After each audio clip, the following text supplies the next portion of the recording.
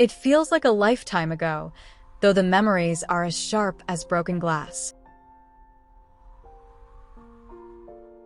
My name is Elara, and if you saw me today, you might think I've always had it easy.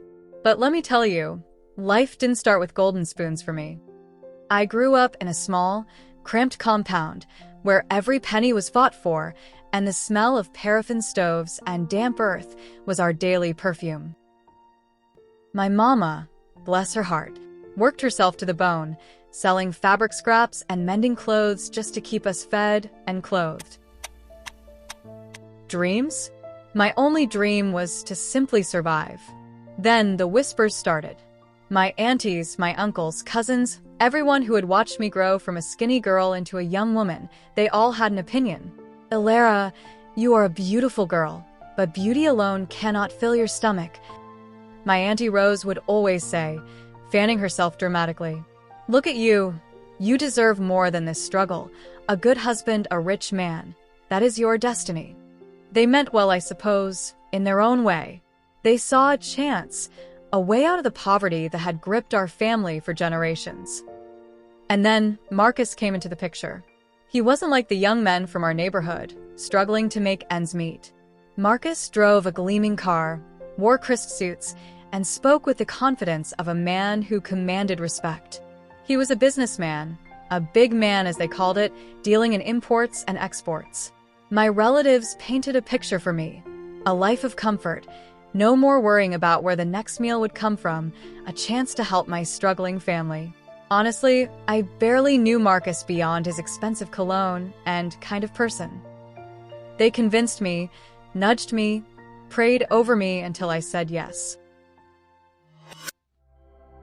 Have you ever wondered what truly lies beyond the ordinary? Stick around, because on this channel, we're not just telling stories, we are unearthing them, one captivating mystery at a time. Welcome to Stories Plata. It wasn't love that led me to the altar, but the heavy weight of expectation and the desperate hope for a better future. Life with Marcus was initially exactly as they promised. Our house was grand, with tiled floors and air conditioning. I had clothes I'd only ever seen in magazines.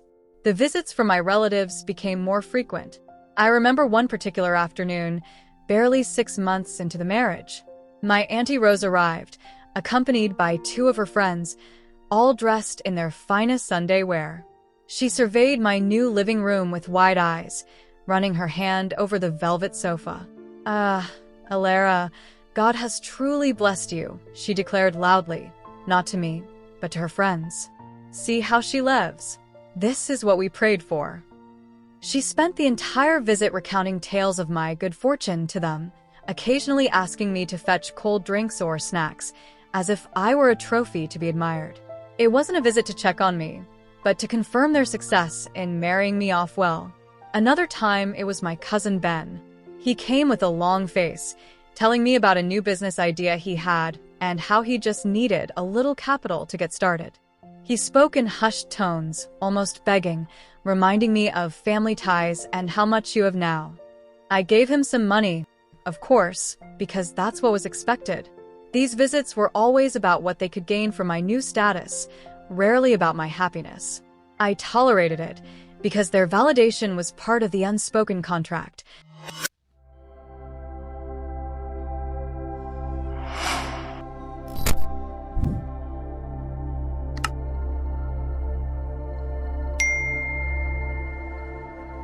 For 6 glorious years, our life was a smooth sail. Marcus worked hard, and the money flowed. I learned to run our big house, manage staff, and entertain his business associates. I saw his kindness, his patience, and his dedication. He was a good man, truly. Not once did he make me feel like a charity case or less than his equal. Slowly, almost imperceptibly, something shifted within me.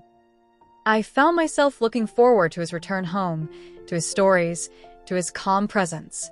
I realized, to my own surprise, that I was falling in love with this man who had been chosen for me. Then, like a thunderclap in a clear sky, the storm hit. It started with a phone call, then another. Marcus's containers, packed with valuable goods, were seized by customs. A misunderstanding, he called it at first, but the whispers in the market grew louder. Then the threats began. Business partners who had paid him deposits for goods ahead of time, their patience worn thin, started hounding him, their voices laced with menace. Everything, it seemed, began to crumble overnight. I watched him age before my eyes. The confident stride became a weary shuffle. The bright eyes dulled with worry. He tried everything, borrowing, pleading, restructuring. But the hole was too deep. One by one, he started selling his properties, the gleaming cars, plots of land, even the beautiful house we lived in. Each sale felt like a piece of our future, meticulously built, being chipped away. We moved from our grand house to a rented apartment, then to a smaller one. The adjustment was brutal, but for the first time, I felt a strange sense of clarity. The material things were gone, but the man I had grown to love was still there. And what about my relatives? Oh, they vanished like dew in the morning sun.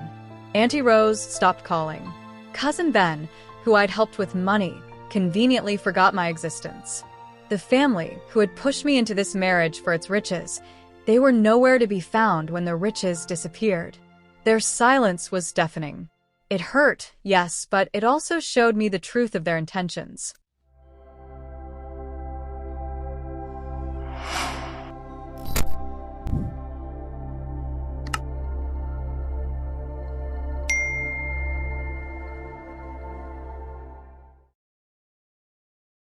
It has been several years since then. Marcus and we clawed our way back. It was hard, harder than anything I'd known growing up poor. But we did it together. He started a smaller venture, humble but steady, and I began selling textiles from our small shop. We learned to appreciate every little success, every customer, every meal shared. Looking back, if there's one piece of advice I can give, it's this: be conscious of your decisions. Don't let external pressures dictate your path, especially something as profound as marriage. I was incredibly lucky. I married for wealth, yes, but I learned to love the man for his true character. Marcus was and still is a good man, kind, resilient, and faithful. My story worked out, not because of the money, but because the man behind the money was worthy of love. Many others are not so fortunate when the wealth inevitably fades. Choose wisely and always listen to the quiet wisdom of your own heart, not just the loud voices of expectation.